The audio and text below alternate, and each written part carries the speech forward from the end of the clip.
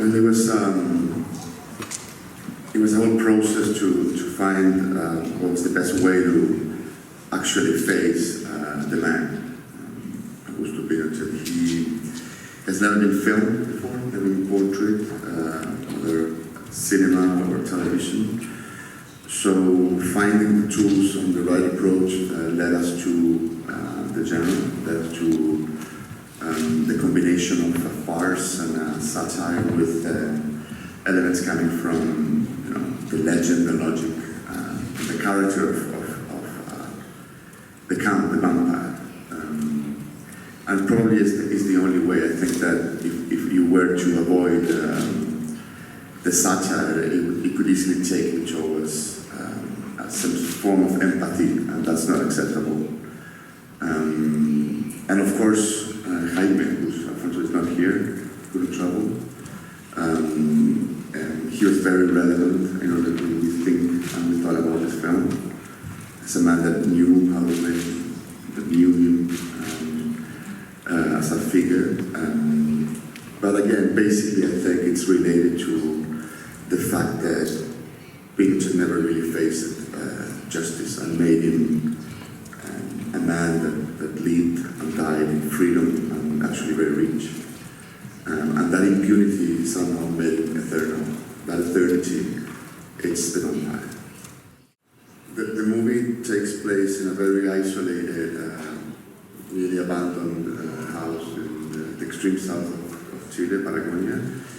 And we decided to shoot in black and white because we think that it was a good way to have a more sort of theatrical perspective. It creates a distance, it's a fable where you could probably have the right distance, and obviously having someone like Ed Lachman doing the job as DP was very relevant.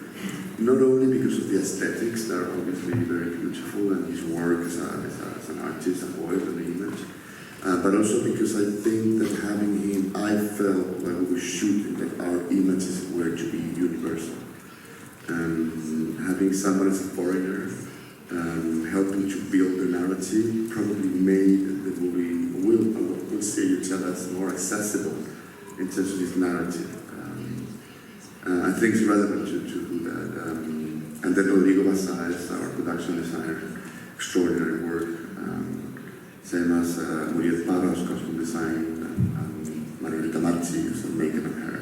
I think it's just wonderful that Netflix can, support a movie like this, that is bold, that is unique, and not only support the movie, but also support the Chilean cinematography that can speak to the world, that have the skills to do it, that can make valuable cinematic elements that can travel multiple societies. And we shouldn't take that for granted. I think it's important and it's relevant, and because nowadays, with the world changing so fast, having Netflix doing that, I think it's quite important. I really do.